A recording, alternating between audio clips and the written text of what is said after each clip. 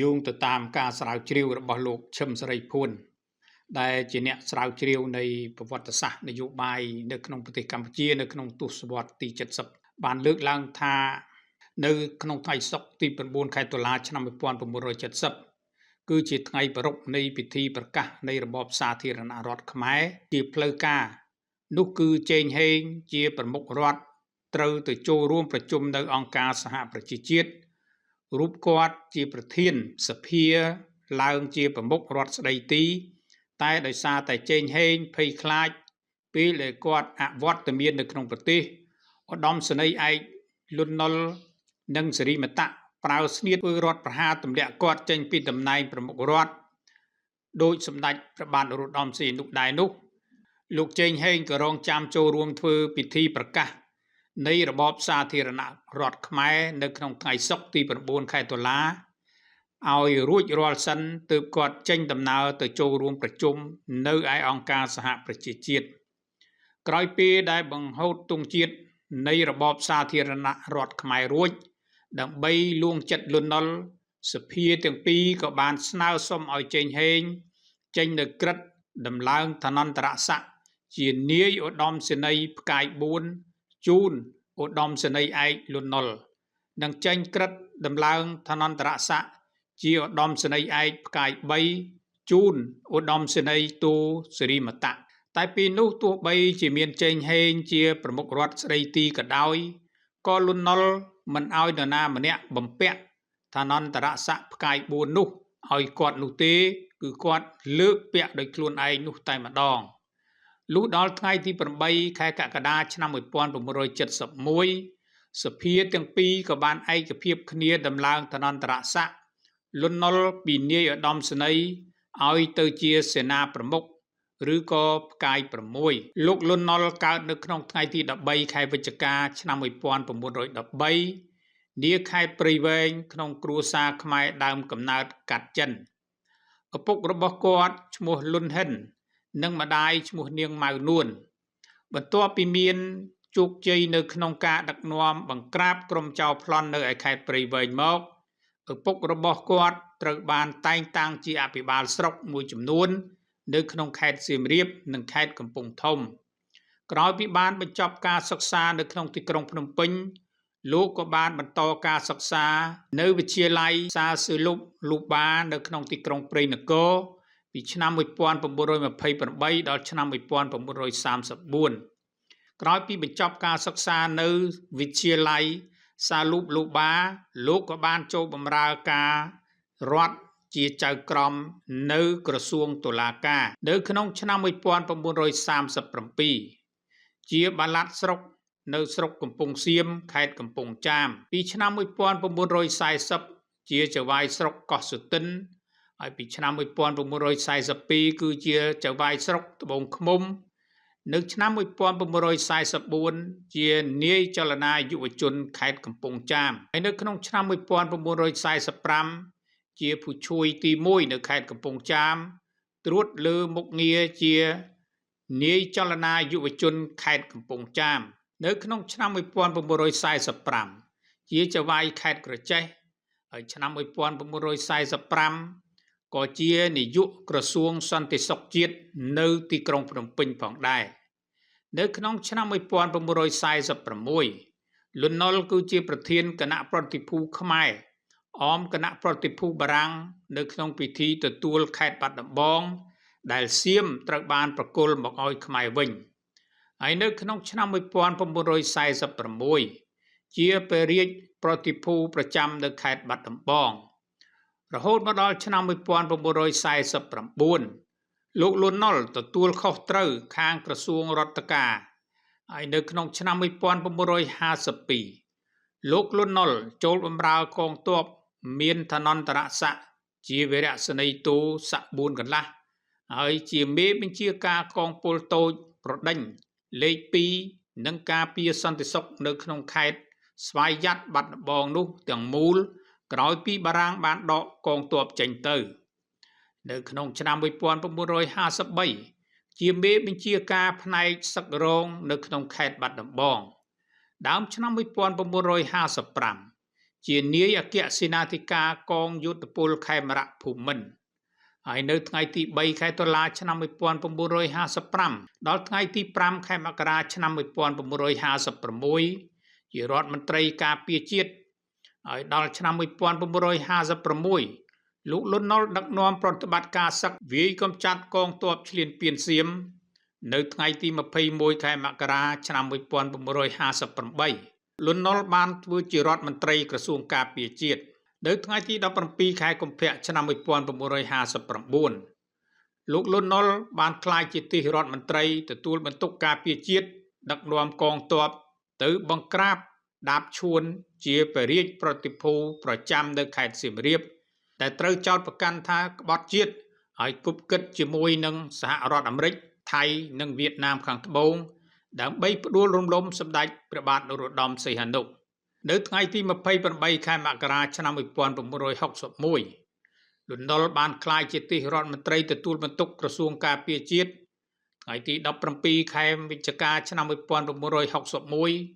ក្លាយជាទីរដ្ឋមន្ត្រីទទួលបន្ទុកក្រសួងការពារជាតិ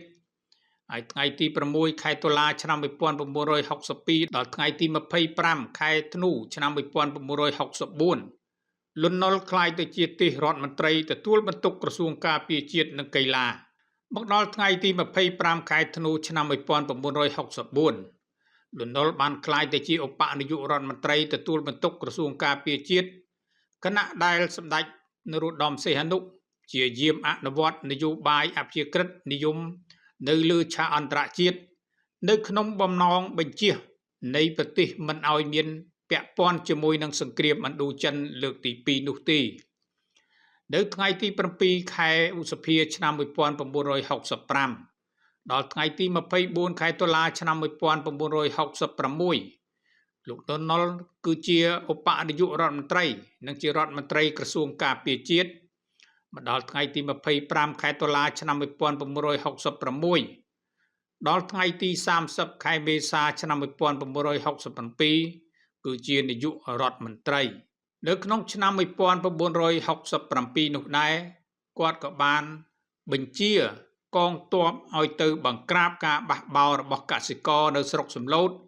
នៅក្នុងខេត្តបាត់ដំបងដែលការបះបោរនោះត្រូវបានញុះញង់ទៅដោយពួកកុម្មុយនីសខ្មែរក្រហមការបង្ក្រាបនេះមានសភាពឃោឃៅនិងមានរយៈពេលច្រើនខែរហូតទៅដល់មានការប្រយុទ្ធប្រដាប់អាវុធនិងមានប្រកាសផ្ដល់នៅរង្វាន់ដល់បុគ្គលណាដែលកាត់ក្បាលពួកខ្មែរក្រហមយកមកប្រគល់ឲ្យគាត់ថែមទៀតផងរីឯកសិករជាច្រើនបានរត់ចូលព្រៃនិងខ្លះត្រូវបានចាប់ចងធ្វើទណ្ឌកម្មសួរចម្លើយតាមសារព័ត៌មាននានានៅក្នុងសម័យនោះបានសរុបថានៅក្នុងការបង្ក្រាបការបះបោររបស់កសិករនៅស្រុកសំឡូតនោះយ៉ាងហោចណាស់ក៏មានមនុស្សប្រមាណ 1000 នាក់ក្លាយទៅជាជនរងគ្រោះហើយអ្នកខ្លះទៀតក៏រត់ចូលព្រៃនិងមានគំនុំជាមួយនឹងរាជរដ្ឋាភិបាលសង្គមរាស្ត្រនិយមយ៉ាងខ្លាំងផងដែរនៅក្នុងឆ្នាំ1968លោកលន់នល់ក៏បានរងរបួសនៅក្នុងគ្រោះថ្នាក់រថយន្តនិងត្រូវបានបង្ខំឲ្យដកថយពីការងារជាបណ្ដោះអាសន្ននៅក្នុងថ្ងៃទី14ខែសីហាឆ្នាំ1969លោកលន់នល់បានជាប់ឆ្នោតជានាយករដ្ឋមន្ត្រីនិងជារដ្ឋមន្ត្រីក្រសួងការពារជាតិនៃរដ្ឋាភិបាលស្រោចស្រង់ជាតិដែលរៀបចំឡើងដោយសមាជពិសេសមួយក្រោមអធិបតីភាពរបស់សម្ដេចព្រះបាទនរោត្តមសីហនុនៅថ្ងៃទី6ខែមករាឆ្នាំ1970សម្ដេចព្រះបាទនរោត្តមសីហនុយាងទៅប្រទេសបារាំងហើយបានជួបនាយករដ្ឋមន្ត្រីលន់នល់ដែលកំពុងតែសម្រាកព្យាបាលជំងឺនៅទីនោះថ្ងៃទី18ខែកុម្ភៈឆ្នាំ1970ឧត្តមសេនីយ៍ឯកលន់នល់ត្រូវត្រឡប់មកប្រទេសបារាំងវិញនៅក្នុងថ្ងៃទី18ខែមីនាឆ្នាំ1970លន់នល់ក៏ធ្វើរដ្ឋប្រហារទម្លាក់សម្ដេចព្រះបាទនរោត្តមសីហនុបាទប្រិមិត្តនេះគឺជាប្រវត្តិខ្លះត្រួសរបស់លន់នល់នេះគឺយើងបានស្គាល់គាត់ហើយគឺជាសេនាប្រមុខនៅក្នុងរបបសាធារណរដ្ឋខ្មែរដែលមានសហរដ្ឋអាមេរិកជាអ្នកគ្រប់គ្រងយ៉ាងពេញទំហឹងក្រោយពីលោកបានធ្វើរដ្ឋប្រហារទម្លាក់សម្ដេចព្រះបាទនរោត្តមសីហនុដែលជាព្រះប្រមុខរដ្ឋនៅក្នុងសម័យសង្គមរាស្ត្រនិយម ដោយសារតែបញ្ហានេះហើយគឺធ្វើឲ្យប្រទេសកម្ពុជាយើងបានចាប់ផ្ដើមធ្លាក់ចូលទៅក្នុងភ្នក់ភ្លើងសង្គ្រាមរហូតទៅដល់គ្រប់គ្រងទៅដោយរបបខ្មែរក្រហមហើយធ្វើឲ្យមនុស្ស1លាន7សែននាក់ត្រូវបានស្លាប់ហើយប្រទេសជាតិคล้ายទៅជាផូផង់ដោយឡែកលោកសេនាប្រមុខលន់នល់នេះលោកបានចាក់ចេញពីប្រទេសមុនពេលដែលពួកខ្មែរក្រហមបានវាយប្រហារក្រោយពីលោកបានកាន់អំណាចជាសេនាប្រមុខជិត5ឆ្នាំកន្លងមកនេះហើយត្រូវបានចាក់ចេញពីប្រទេសទៅនៅសហរដ្ឋអាមេរិកទាំងការបរាជ័យនៅក្នុងរបបរបស់គាត់ហើយគាត់ក៏មានការសោកស្ដាយដែលធ្វើឲ្យប្រទេសជាតិធ្លាក់ចូលទៅក្នុងភ្នក់ភ្លើងនៃសង្គ្រាមនិងសោកនាដកម្មនៅក្នុងអ្វីដែលมันអាចស្រោចស្រង់ឡើងវិញបានបើយើងមិននិយាយឬក៏តាមដានអំពីឆាកជីវិតរបស់លន់នល់គេតើលន់នល់លោកមកពីណាហើយមានប្រវត្តិយ៉ាងណាការពិតទៅគាត់គឺមានកំណើតកើតជាអ្នកខេត្តព្រៃវែងយើងនេះមិនមែនជាខ្មែរសុទ្ធទេគឺគាត់មានប្រវត្តិជាកូនកាត់ចិនមានន័យថាឪពុកម្ដាយរបស់គាត់នឹងមានជាប់សាច់ខ្សែស្រឡាយកូនកាត់ចិនចឹងហើយបានជាមើលទៅលោកថ្មីត្បិតតែមានស្បែកខ្មៅប៉ុន្តែភ្នែករបស់គាត់ដូចទ្រង់លឹបភ្នែកតូចទាំងលន់នល់ទាំងលន់ណុនដែលជាប្អូនរបស់គាត់បើយើងមើលទៅគាត់ក៏ស្តៀងទៅនឹងកូនកាត់ចិនដែររបស់គាត់ឈ្មោះលុនហិនហើយម្ដាយនឹងឈ្មោះម៉ៅនួនអញ្ចឹងប្រវត្តិរបស់គាត់នេះបើនិយាយទៅគឺមិនមែនជាខ្មែរសុទ្ធសាធនោះទេពិតមែនហើយថាប្រទេសខ្មែរយើងមិនមែនតែលន់ណុលទេដែលមានកាត់ខ្សែស្រឡាយចិនគឺមានមេដឹកនាំមួយចំនួនច្រើនដែរទោះបីជារហូតមកដល់ពេលនេះក៏មានខ្សែស្រឡាយកាត់ចិនផងដែរប៉ុន្តែយ៉ាងណាក៏ដោយវាគ្រាន់តែជាតិសាសន៍នៃការ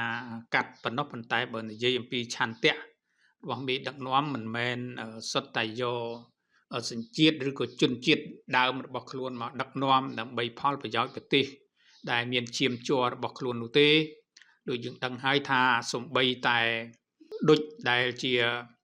មនុស្សដែលឆ្អិនឆ្អៅនឹងរបបកុម្មុយនីសក៏មានពុករបស់គាត់នឹងក៏កាត់យួនដែរគឺកាត់ជនជាតិវៀតណាមហើយបើនិយាយអំពីប៉ុលពតនេះក៏មានខ្សែស្រឡាយកាត់ចិនដែរនៅក្នុងនោះគឺមាននួនជានេះក៏មានជាប់ខ្សែស្រឡាយចិនដែរហើយនឹងមានមេដឹកនាំខ្មែរយើងបច្ចុប្បន្ននេះក៏មានកាត់ផងដែរដូច្នេះហើយវាជារឿងធម្មតាមួយនៃជនជាតិដែលមានចំណាក់ស្រុកមានការទៅរស់នៅឬក៏និរទេសទៅវិញទៅមកតែប៉ុណ្ណោះឥឡូវនេះយើងមកតាមដានអំពីតើហេតុអីបានជាលោកមានឱកាសនៅក្នុងការដែលចាប់ផ្ដើមពីអ្នកខេត្តព្រៃវែងហើយគាត់បែរជាអាចឈានទៅឡើងជាបដារហូតទៅដល់คล้ายទៅជាសេនាប្រមុខនៅទីបំផុតដែលជានិយាយឲ្យខ្លីទៅគឺជាអ្នកដែលដឹកនាំកម្ពុជាទី1នៅក្នុងរបបសាធារណរដ្ឋខ្មែរគាត់គឺជាអ្នកដែលនៅខេត្តព្រៃវែងប៉ុន្តែដោយសារតែឪពុករបស់គាត់គឺជាអ្នកដែលមានស្នាដៃនៅក្នុងការបម្រើជាតិហើយក៏ទទួលបាននៅការតែងតាំងជាបន្តបន្ទាប់ហើយក៏ត្រូវជាការមួយដែលធ្វើឲ្យមានឱកាសដល់លោកលន់នល់ដែលជាកូននឹងមានឱកាសនៅក្នុងការរៀនសូត្រហើយបានទៅរៀនទៅដល់ប្រទេសវៀតណាមហើយក៏បានជាបន្តបន្ទាប់បានរុញឡើងទៅតាមស្នាដៃរបស់គាត់ជាហូហែមិនមែនឡើងមកភ្លាមជាសេនាប្រមុខឬក៏នាយករដ្ឋមន្ត្រីនោះទេមានន័យថាគាត់ចាប់ផ្ដើមចេញពីត្រឹមច្បាយស្រុករហូតមកជាខាងប្រធានយុវជននឹងការប្រឹងប្រែងកសាងនៅស្នាដៃជាច្រើនរបស់គាត់ផងដែរហើយជាបន្តបន្ទាប់រហូតដល់ថាគាត់បានคล้ายទៅជាមនុស្សដែលសម្ដេចព្រះបាទនរោត្តមសីហនុព្រះអង្គមានការពេញចិត្តទៅលើសមត្ថភាពរបស់គាត់ទៅលើការងារហើយរហូតដែលការតែងតាំងជានាយករដ្ឋមន្ត្រីហ្នឹងក៏សម្ដេចព្រះបាទនរោត្តមសីហនុបានតែងតាំងដោយព្រះអង្គឯងផ្ទាល់ឲ្យលោកសេនាប្រមុខលន់នល់ឬក៏កាលដែលគាត់ធ្វើជារដ្ឋមន្ត្រីក្រសួងការពារជាតិនោះគឺសម្ដេចព្រះបាទនរោត្តមសីហនុបានតែងតាំងគាត់ជានាយករដ្ឋមន្ត្រីបន្ថែមទៅទៀតហើយនៅក្នុងនាមជានាយករដ្ឋមន្ត្រីនេះឯងគឺត្រូវបានបញ្ជាផ្ទាល់ពីសម្ដេចព្រះបាទនរោត្តមសីហនុដែលជា ព្រះប្រមុខរដ្ឋនៅក្នុងសម័យសង្គមរាស្ត្រនិយមហើយនៅពេលដែលមានការប្រឹងប្រែងតស៊ូដើម្បីការគ្រប់គ្រងប្រទេសនៅក្នុងពេលដែលគាត់ធ្វើជានាយករដ្ឋមន្ត្រីនេះគឺលោកលន់នល់នេះគឺមិនសូវសប្បាយចិត្តជាមួយនឹងពួកយាកុងឬក៏ពួកវៀតណាមខាងជើងដែលបានយកទឹកដីប្រទេសកម្ពុជាជាកន្លែងជំរកលាក់ខ្លួនអំពីការវាយប្រហារនៃពួកសហរដ្ឋអាមេរិកក៏ដូចជាវៀតណាមខាងត្បូងដូច្នេះហើយលន់នល់ក៏មិនសូវសប្បាយចិត្តពីរឿងនេះទេហើយលន់នល់នេះក៏បានឆាំងហើយក៏ធ្វើឲ្យពួកវៀតណាមខាងជើងនេះត្រូវមានការប្រយុទ្ធជាមួយនឹងលោកលន់នល់ហើយក៏បានលន់នល់ក៏បានបណ្ដេញនៅជនអន្តោប្រវេសន៍ជនជាតិវៀតណាមរហូតទៅដល់មានការប្រើប្រាស់នៅអំពើហិង្សារហូតទៅដល់ធ្វើឲ្យជនជាតិវៀតណាមបានស្លាប់ជាច្រើនហើយមុនពេលដែលលោកលន់នល់ធ្វើរដ្ឋប្រហារសម្ដេចព្រះបាទនរោត្តមសីហនុលោកក៏បានទៅសម្រាប់ព្យាបាលនៅប្រទេសបារាំងនៅក្នុងទីក្រុងប៉ារីសនោះក៏បានជួបទៅនឹងសម្ដេចព្រះបាទនរោត្តមសីហនុដែលជាព្រះប្រមុខរដ្ឋហើយពេលនោះហើយគេមានការសង្ស័យថាព្រះអង្គហើយនឹងលន់នល់នេះគឺមានការត្រូវរើគ្នាដើម្បីឲ្យលន់នល់នេះធ្វើរដ្ឋប្រហារព្រះអង្គដើម្បីឲ្យលន់នល់នេះមានឱកាសប្រើប្រាស់អំណាចរបស់សហរដ្ឋអាមេរិកនេះកម្ចាត់ពួកវៀតកុងឬក៏ពួកយួនខាងជើងនេះឲ្យចេញពីទឹកដីកម្ពុជានេះគឺជាអ្វីដែលជាការសង្ស័យហើយក៏ត្រូវបានមនុស្សជាច្រើននៅចាត់ទុកថាប្រហែលជាមានការប្រើល្បិចកលយ៉ាងណាជាមួយលន់នល់បានជាព្រះមហាក្សត្រនឹងទៅទីក្រុងប៉ារីស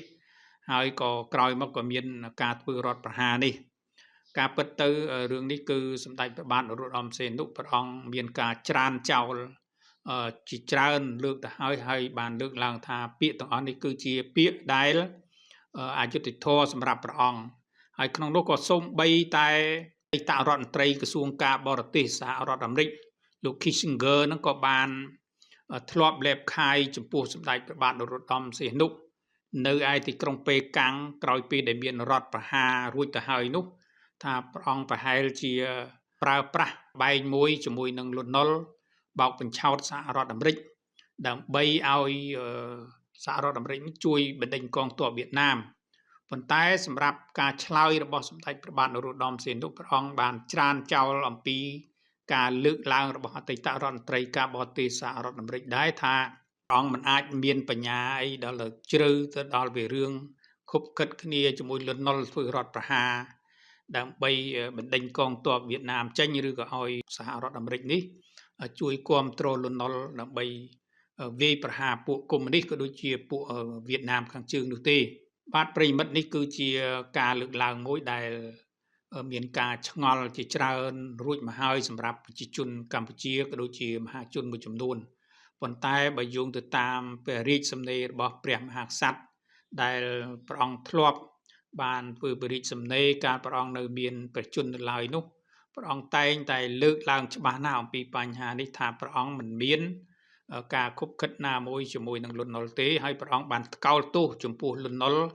និងបនរបស់គាត់ដូចជាសេរីមតៈដូចជាជេងហេងដូចជាអិនតាំអីជាដើមគឺជាការក្បត់ចំពោះព្រះមហាក្សត្រការក្បត់ចំពោះជាតិហើយការដែលធ្វើរដ្ឋប្រហារនេះគឺជាអំពើមួយដែលព្រះអង្គមិនអាចទទួលយកបានទេចំណុចទាំងអស់នេះហើយបានធ្វើឲ្យគេគិតថាមានការជជែកគ្នាថាតើហេតុអីបានជាអ្នកខ្លះថាលោកលន់នល់នឹងបានធ្វើរដ្ឋប្រហារនេះគឺស្របច្បាប់ដោយសារតែសភាឬក៏ព្រឹទ្ធសភានឹងមានការបោះឆ្នោតផ្ដល់នៅសេចក្តីទុកចិត្តចំពោះព្រះប្រមុខរដ្ឋហើយក៏មានការផ្លាស់ប្ដូរនេះគឺជាអ្វីដែលស្របទៅតាមនីតិវិធីនៃខាងសភាដែលបានធ្វើឡើងគឺมันមានការប្រើប្រាស់នៅកម្លាំងយោធាណានោះទេនេះគឺជាការលើកឡើងអ្នកដែលគ្រប់គ្រងនៅសកម្មភាពក៏ដូចជាគំនិតរបស់លោកលន់នល់ក៏ដូចជាសហរដ្ឋអាមេរិកប៉ុន្តែអ្វីដែលគេមានការសង្ស័យឬក៏មានការឆ្ងល់ថាហេតុអីបើសិនជាខាងសភាគេបោះឆ្នោតហើយព្រឹទ្ធសភាគេបោះឆ្នោតទម្លាក់ព្រះអង្គហើយក៏ផ្ដល់នៅការគ្រប់គ្រងឲ្យមានរបបសាធារណរដ្ឋឬក៏ឲ្យលន់នល់នឹងជាសេនាប្រមុខថ្មីហេតុអីបានជាព្រះមហាក្សត្រនៅតែប្រកាន់ថា ពួកគេទាំងនោះគឺបានធ្វើរដ្ឋប្រហារដោយខុសច្បាប់គឺជាក្រុមក្បត់ជាតិពិតមែនហើយថាបើនិយាយអំពីរដ្ឋធម្មនុញ្ញនៅក្នុងទសវត្សរ៍ឆ្នាំ60នោះគឺមានការលើកឡើងច្បាស់រួចទៅហើយថាព្រះមហាក្សត្រនឹងគឺជាអ្នកដែលធ្វើជាអ្នកដឹកនាំជាព្រះប្រមុខរដ្ឋមួយជីវិតដូច្នេះគឺអ្វីដែលដណ្ដើមអំណាចណាមួយដែលខុសទៅនឹង